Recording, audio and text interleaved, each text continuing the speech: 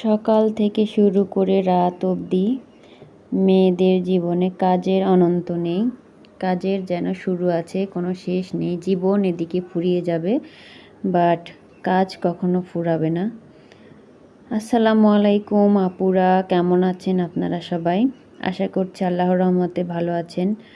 আমিও আল্লাহর রহমতে আমার পরিবার নিয়ে ভালো আছি। তো আমি ভিডিওটা দুপুরে রান্না বান্না দিয়ে শুরু করলাম। আসলে কাজের কোনো শেষ নাই। শরীর অসুস্থ থাকলেও কাজ করতে হবে, শরীর সুস্থ থাকলেও কাজ করতে হবে, এই আর কি। আমাদের জীবনে মেয়েদের জীবনটা আসলে বড়ই অদ্ভুত। সেই সকালবেলা শুরু হয় রান্নাঘরে কাজ দিয়ে, আবার সন্ধ্যাটাও শেষ হয় রান্নাঘরের কাজের মাধ্যমে আর কি। তাই যে এদিক দিয়ে আমি দুপুরে রান্নাবান্না করব, বাচ্চাকে স্কুলে দিয়ে এসেছি, সেগুলা আর কি ভিডিওতে না দেখাই। সবসময় যদি একই জিনিস দেখায় তাহলে আপনারাও হয়তো বিরক্ত হবেন, এই জন্য আর কি একই জিনিস দেখালাম না।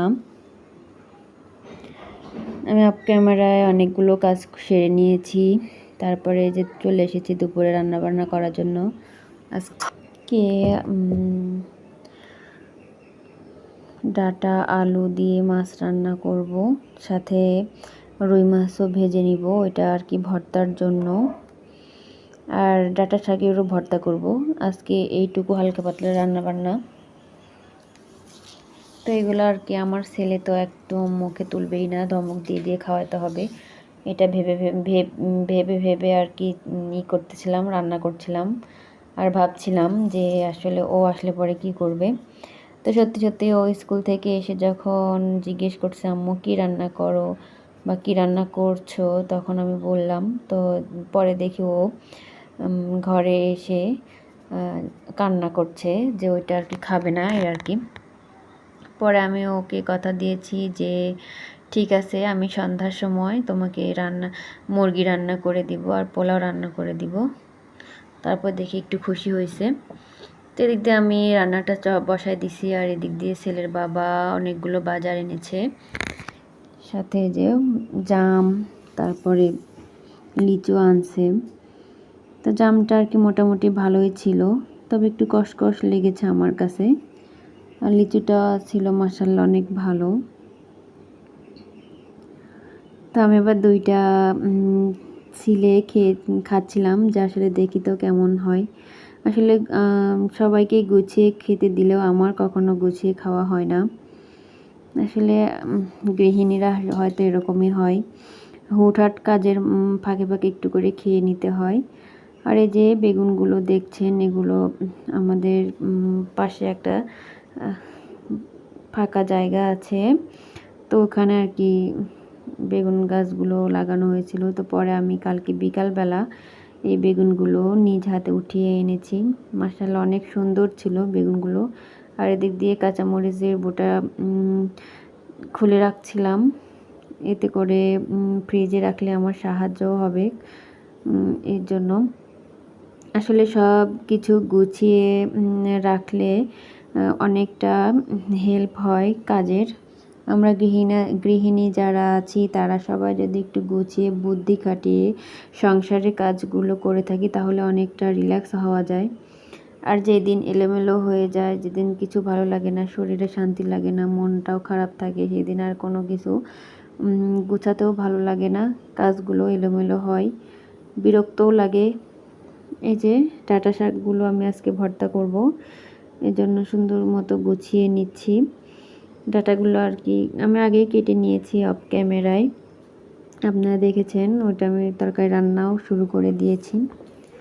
আর এগুলো আর কি ছিল, তো পরে এগুলো আমি সুন্দর মতো প্রসেস করে আর কি ফ্রিজে রাখবো, সেজন্য আর কি কেটে নিচ্ছিলাম। আর এই যে আমি বটি দিয়ে কাজ করতে বেশি কমফর্ট ফিল করি, চাকু দিয়ে কেমন জানি আর কি ভালো লাগে না কাজ করতে, কাটা বাছা করতে আর কি বটিটাই আমি বেশি প্রেফার করি। তো আমার মতো কারা কারা কমফর্ট ফিল করেন বটি দিয়ে কাজ করতে, প্লিজ জানাবেন কমেন্টে। এই যে সবজিগুলো সবগুলো আমি এখন ফ্রিজে রেখে দিব। আর ওই যে আমার চিনহাঁস দেখছেন কি সুন্দর লক্ষ্মী বাচ্চার মতো বসে আছে।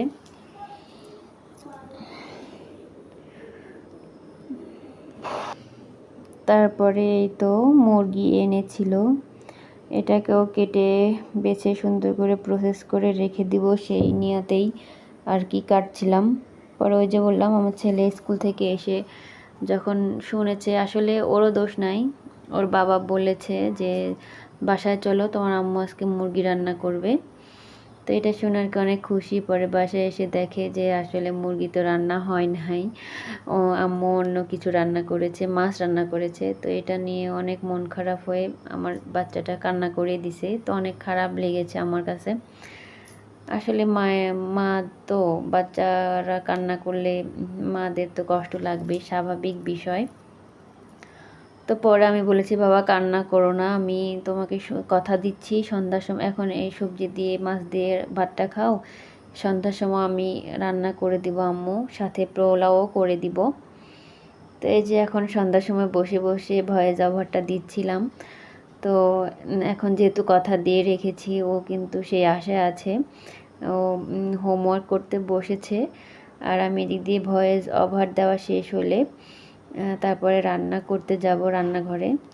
তো এটা আর কি সামনে নেক্সট ভিডিওতে দেখতে পাবেন যে আমি ওর জন্য কি রান্না করেছি আর ও কতটা খুশি হয়েছে, এটাও আপনাদের সাথে শেয়ার করব। আশা করছি আপনাদের ভালো লাগবে। আসলে কাজের কোনো শেষ নাই, একটার পর একটা কাজ লেগেই থাকে। তারপরেও একদল মানুষ এসে বলবে কি এমন কাজ করি আমরা, আমাদের তো কোনো কাজই নাই, আমরা সারাদিন শুয়ে বসে কাটাই, এমনটাই আর কি। তা আসলে এতটা অবহেলা করা ঠিক না, মেয়েদের সংসারে অনেক কাজ থাকে। যারা আমরা মেয়েরা বা গৃহিণী যারা আছি তারা একমাত্র ভালো জানি যে আমাদের সংসারে কত রকমের কাজ থাকে। অসুস্থ হলেও কাজ করতে হয়, সুস্থ থাকলে তো আর কোনো কথাই নেই, কাজ করতেই হবে আমাদের। আমাদের কোনো ছুটির দিন নাই, আমাদের সব দিনই সমান।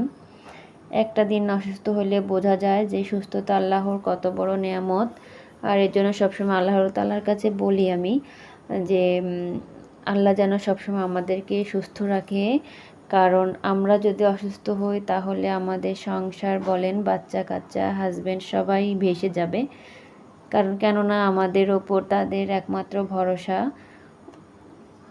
কারণ আমরা যদি অসুস্থ হই তাহলে সংসারে কোনো কাজকর্ম হবে না, ওদের অনেক অসুবিধা হবে, নাস্তা থেকে শুরু করে দুপুরের খাবার, রাতের খাবার সব কিছু এলোমেলো হয়ে যাবে।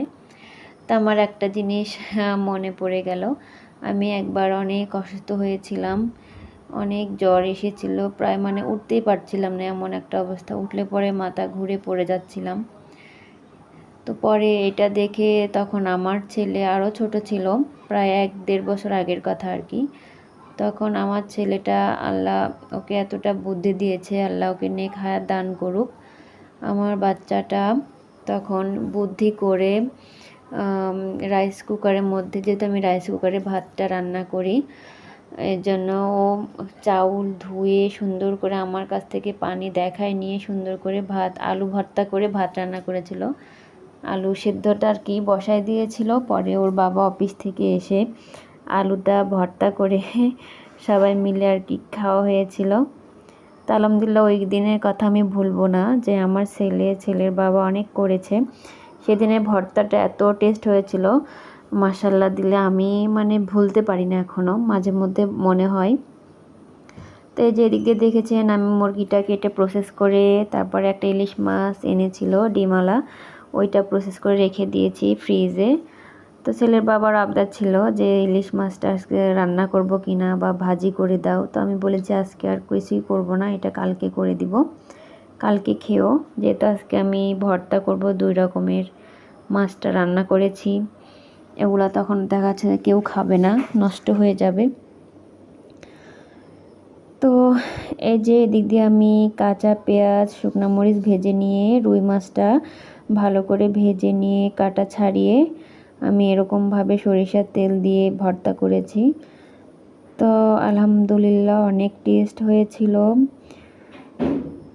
আর এদিক দিয়ে পেঁয়াজ রসুন কাঁচামরিচ ভেজে নিয়েছি, এগুলা দিয়ে ডাঁটা শাকটা ভাতের উপরে দিয়ে সিদ্ধ করে নিয়েছিলাম। ওইটা দিয়ে পরে ওই যে একটু কিছু মাছ রেখেছিলাম ওইটা দিয়ে আর কি ভর্তা করেছি। তো এটা আলহামদুলিল্লাহ অনেক টেস্ট হয়েছিল। তো আমার ছেলেটা এগুলো তো পছন্দ করে না, পরে বলতেছে যে আম্মু অনেক টেস্ট হয়েছে, আর একটু ভাত দাও। পরে ও আর একটু ভাত নিয়ে খেয়েছে। আর এদিকে আমি একটু খেয়ে নিচ্ছিলাম। এটা বিকেল বেলার দিকে আর কি, ওই যে বললাম তাড়াহুড়া করে কাজ করতে করতে ওরকমভাবে খাওয়ার সময় পাই নাই।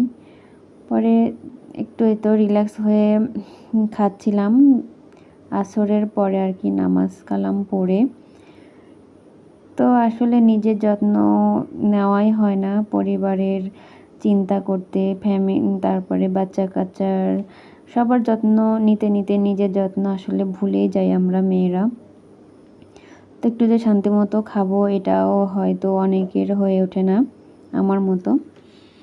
তো এই তো খেয়ে নিচ্ছিলাম, খাওয়ার পরে উঠে বিকেলবেলায় যে একটু বাইরে আসছিলাম।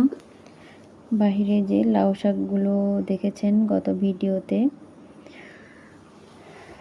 এগুলো আর কি এই যে আমাদের একটা আপা আছে ওনাকে দিয়ে কাটাচ্ছিলাম, যে এগুলো আর কি এখানে বিকেলবেলা বসে বসে সুন্দর করে কেটে বেছে বাসায় নিয়ে নেওয়ার জন্য।